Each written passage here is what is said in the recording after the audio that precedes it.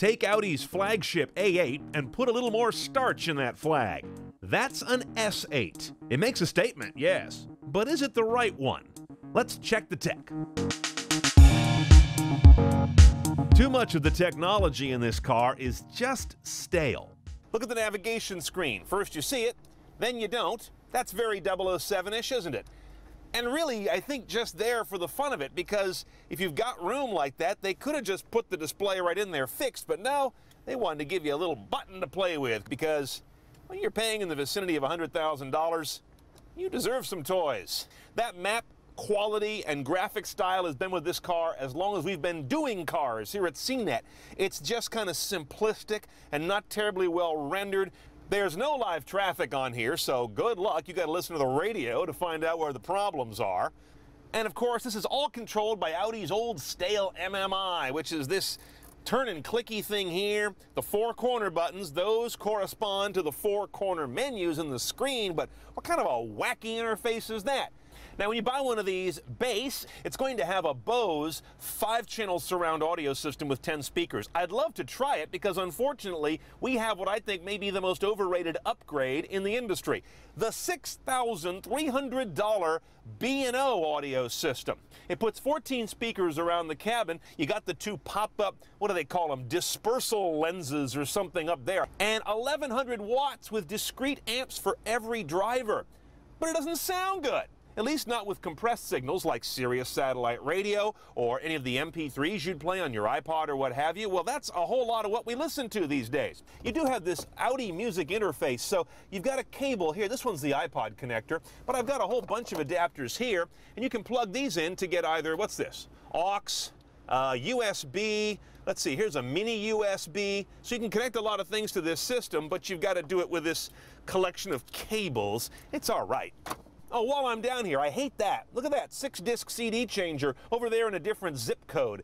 That's really old design too. Can't that live up here where I can get to it? And once I get over there, I still can't put a DVD in because it doesn't read those, so I can't watch a movie while I'm parked. More importantly, there's no rear seat entertainment system in this big Luxo barge. There ought to be. Everything is push button in this car. You saw the one for the LCD. This one here raises and lowers the sunshade, the limo screen in the back. I've got one here to turn on and off my blind spot monitor, another one for my parking beepers. I got buttons here for audio, for voice control. I've even got one hidden over here, which I couldn't read, but I pushed it, and the steering wheel got hot.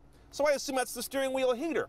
The engine starter is a push button, the engine stop is a separate push button, and over here is a double push button to take on and off your parking brake. You've got the backup camera, of course, as you might imagine, and you've also got beeping sensors. You can just about hear one there. So sensors front and rear, and trajectory marks. So as I turn the wheel, see, it tells me really what I'm going to hit, not just how far away it is.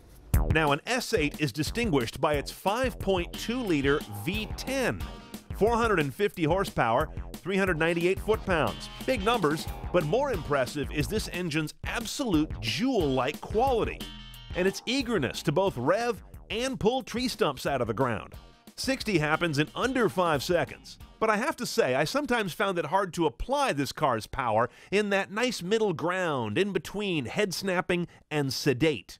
Gas mileage is a silly these days, 1319. And we only did around 12 miles per gallon in the real world.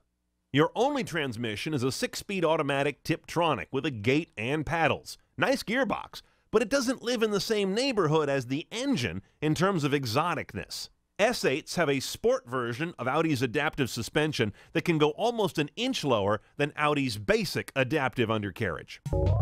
Our car has a package that includes adaptive cruise control, blind spot warning lights in the mirror housings, and what Audi calls lane assist.